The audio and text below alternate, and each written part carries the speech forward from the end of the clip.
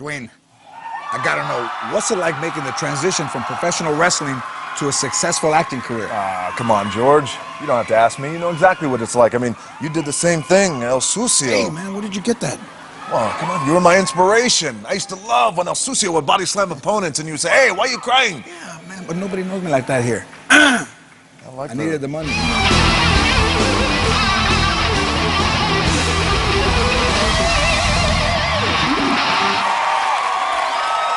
First guest is one of the biggest movie stars in the world. On April 29th, he adds Fast 5 to his already impressive list of hits. Welcome back to the show, Dwayne "The Rock" Johnson.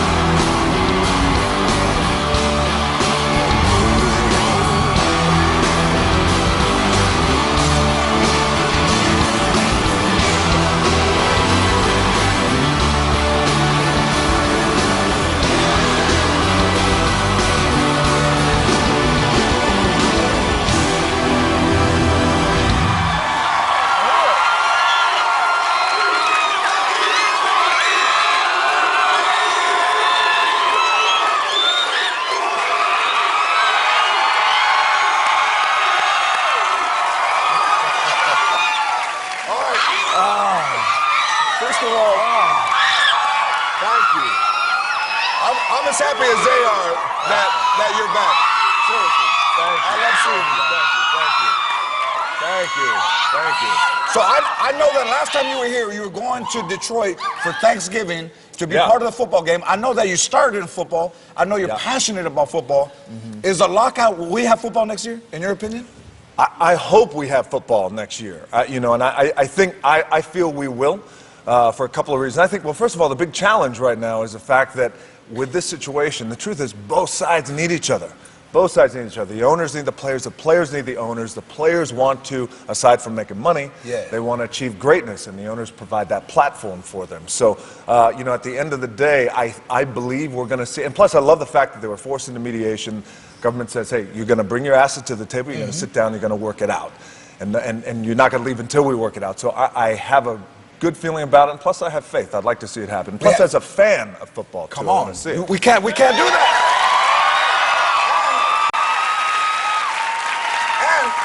And we need a place to drink in public on Sundays and be all right. But a lot of the players, they think it's going to last forever. I think they kind of live above their means. Sure. No, I wouldn't disagree with you. There's a lot of players like that. But you'll find that, too, anyway, in any walk of life, and anywhere you'll find people who will live beyond their means. But at the end of the day, I don't think we can't ever take away from the fact that, of course, there are players that live above their means, that could do it smarter. But at the end of the day, these players, the majority of these players, are just driven to achieve greatness beyond money. And I think, when that is the when that's a goal and that's the intention, then a lot of times, you would think that they'd put themselves in a position where they would protect themselves. Yeah, and protect You're themselves. talking about not buying the Bentley, but getting a Chrysler 300 and putting a B on the front. I get it. I understand. We're all the same.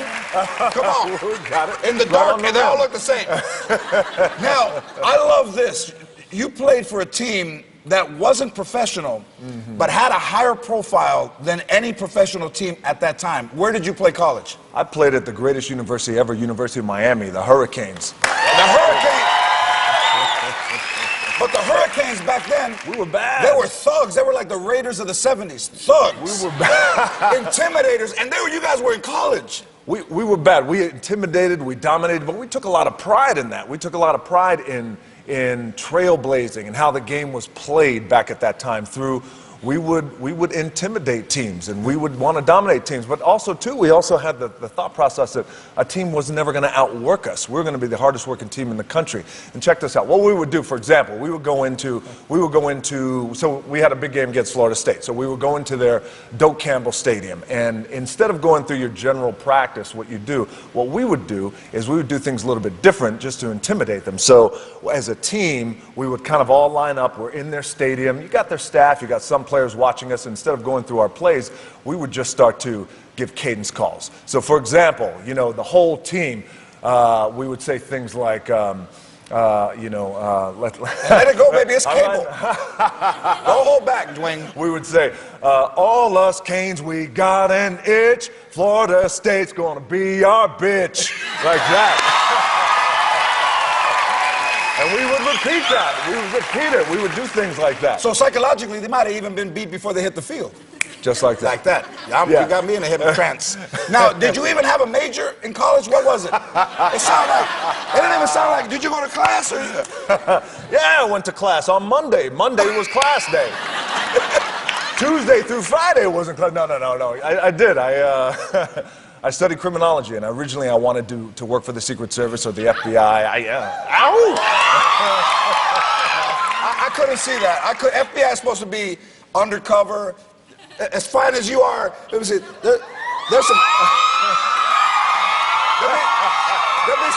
There'll be some guys trading. They go, "Why is that fine ass dude looking at us?" I think I got him.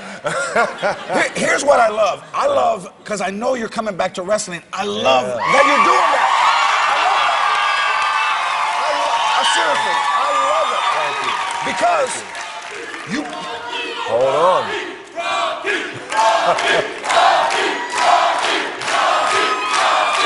That's old school there. That's old school. They're kicking it old school. That's old school. You started out as Rocky. And every time they get that, they get that.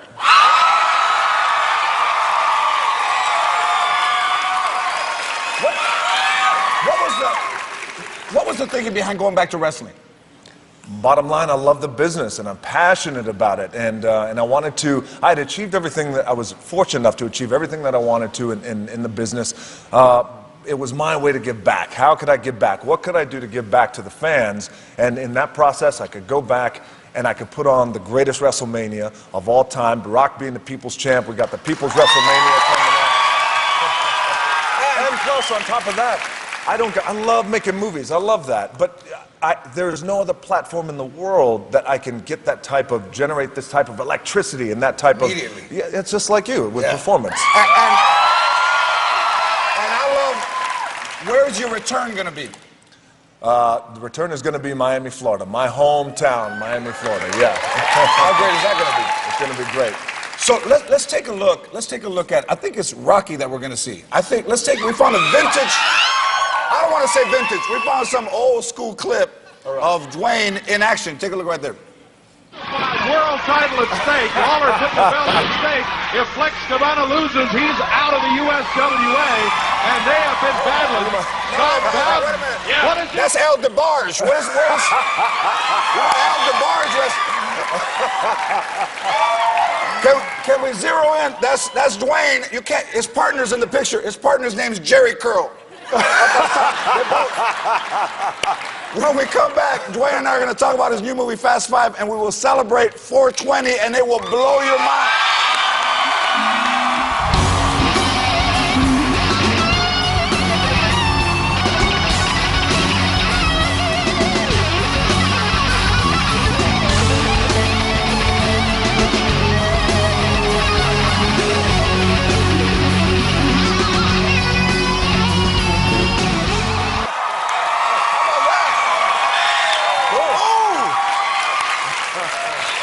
Dwayne Johnson, that's a clip from Fast Five. Wow, man, it's nice to join a franchise and take it to a higher level. Congratulations. Oh, thank you. That was the goal. The goal was to come in. First of all, the franchise has been so successful over 10 years, so the goal was for me to come in and elevate and dominate and help out in any way I can. 10 years? 10 years. What's been that long? Harry Potter? Harry Potter. Star Wars. Star Wars? Indiana Jones. I think we got a new Harry Potter right here. Boom. So this was shot in Rio. Now, you have spent time in Miami. Yeah. Is there anything that compares to Rio? I know you didn't go out at night. I didn't go out at night, no. They did. I didn't. I got to tell you, I've lived in Miami. I still live in Miami, in South Florida, but nothing compares to Rio. Exotic, beautiful women, colorful, gorgeous women, and the people there are so wonderful and warm. The best thing I learned how to say was "muito obrigado," thank you very much. Beautiful. See? Now, here's a question the audience is curious about. In the clip, you and Vin Diesel are fighting, who would win if you guys ever had to throw down? Oh, wait a minute. Oh, no. Dwayne, it's 420, and that music can only mean one thing. It's time to blow these people's minds.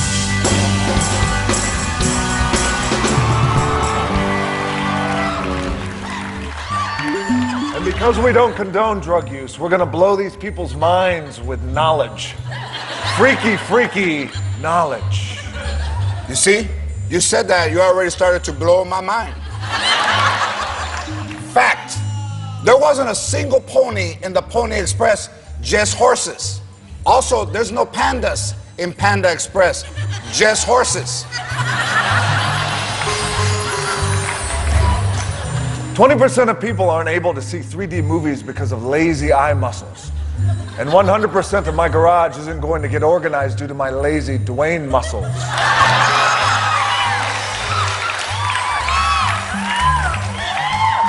A pig's orgasm lasts for 30 minutes. I mean, that's what I've heard. That's all, folks. Oh, hang on a second. That ain't all.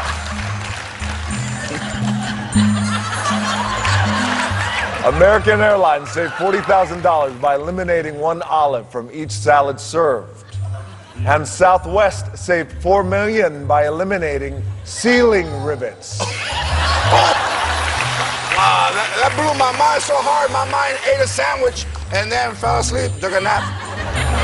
Every time Beethoven sat down to write music, he poured ice water over his head. You don't want to know about R. Kelly's creative process. Sucio. There are more chickens in the world than humans, but unfortunately for us, we invented the deep fryer first. In your lifetime, you will shed over 40 pounds of skin, which is why Wesley Snipes should never buy a white rug.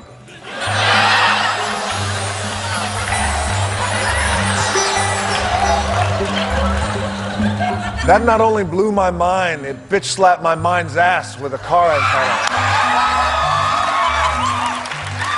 Your appendix is basically useless. So what you're trying to say, Dwayne, the Lakers are the heart and the appendix is the Clippers. And that is tonight's Blow Your Mind.